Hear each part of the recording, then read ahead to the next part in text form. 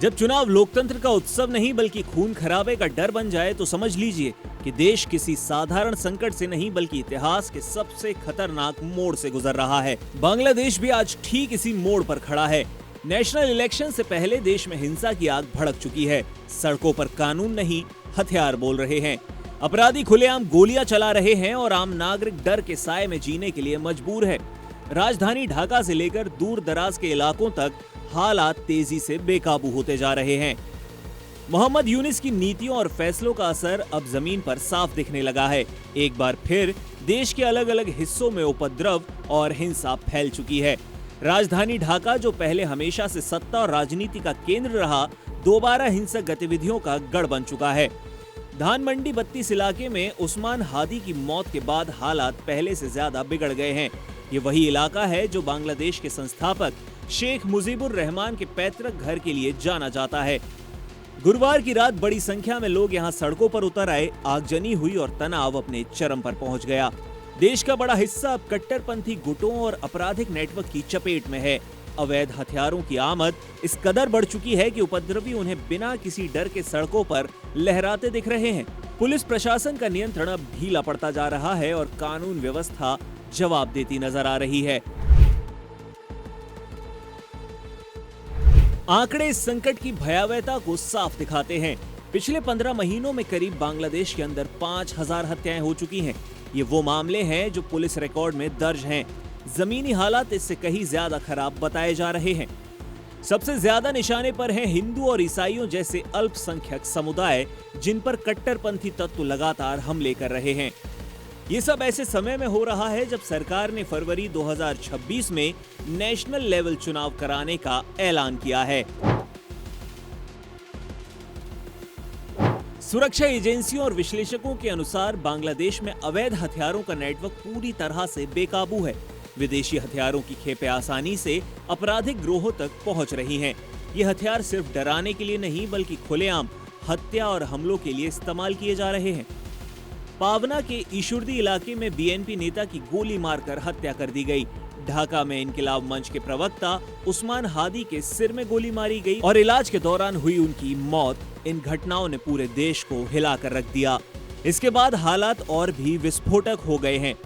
चटगांव में एक कारोबारी के घर पर अंधाधुंध फायरिंग ने यह साफ कर दिया है कि अब अपराधी बांग्लादेश में नहीं डरते।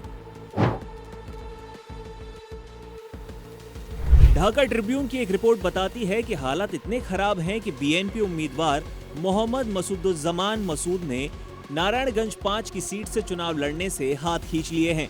उनका कहना है कि मौजूदा हालात में उनकी जान को गंभीर खतरा है। ये फैसला सिर्फ एक नेता के पीछे हटने का नहीं है बल्कि इस बात का संकेत है कि लोकतांत्रिक प्रक्रिया खुद बांग्लादेश में असुरक्षित हो चुकी है।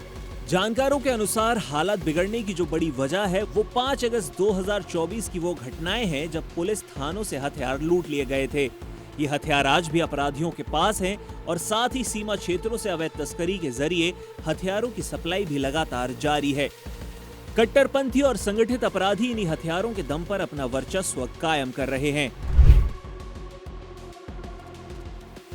पुलिस के आधिकारिक आंकड़े हालात की गंभीरता को और भी ज्यादा उजागर करते हैं। सिर्फ नवंबर के महीने में 279 हत्याएं, 184 डकैती, महिलाओं और बच्चों के खिलाफ 1744 हिंसक घटनाएं, 93 अपहरण और 1110 चोरी और झपटमारी, यानी कि कुल मिलाकर 15,000 आपराधिक मामले सामने आए। पिछले 15 महीने में 4,809 हत्याएं हो चुकी हैं, जिनमें से 3,236 हत्याएं सिर्फ 2025 के पहले 10 महीनों में हुई। बड़ी संख्या में मामलों का सीधा संबंध 2024 की हिंसा से जोड़ा जा रहा है। वो 4 बड़ी घटनाएं जिन्होंने हालातों को भड़का दिया। 11 दिसंबर पुराने ढाका के श्याम बाजार में मसाला व्यापारी अब्दुल रहमान की हत्या हुई। 12 दिसंबर ढाका के विजयनगर इलाके में उस्मान हादी को गोली मारी गई। 17 दिसंबर पावना में दिन दहाड़े बीएनपी नेता बिरू मोल्ला की हत्या हुई और इससे पहले खुलना और मीरपुर में सार्वजनिक हत्याएं भी की गई थीं। इन घटनाओं ने पूरे देश में डर और आक्रोश का माहौल बना दिया है। सरकार का दावा है कि हालात को काबू में करने के लिए आरएबी के अनुसार निगरानी बढ़ा दी गई है और ऑपरेशन डेविल हंट फेज 2 के तहत दिन में 1921 गिरफ्तारियां की गई हैं। लेकिन पूर्व पुलिस अधिकारियों का यह मानना है कि ये सब नाकाफी है। अपराधियों के पास अब भारी मात्रा में हथियार हैं, जिनका इस्तेमाल चुनावी हिंसा में किया जा सकता है। सरकार कहती है कि घबराने की जरूरत नहीं है। हकीकत कहती है कि नेता पीछे हट रहे हैं, आम लोग डरे हुए हैं और कट्टरपंथी ताकतें मजबूत हो रही हैं। इसके साथ ही यूनिस की छवि पर भी सवाल उठते हैं। मोहम्मद यूनिस को दुनिया एक उदार और प्रगतिशील चेहरे के रूप में देखना चाहती थी, लेकिन देश के भीतर हालात उनके नियंत्रण से बाहर दिखाई दे रहे हैं। तो सवाल यही है कि क्या बांग्लादेश लोकतांत्रिक और सुरक्षित रास्ते पर टिक पाएगा, या यह हिंसा चुनाव से पहले और बाद में भी खतरनाक मोड़ पर रहेगी? आपको क्या लगता है? कमेंट करें।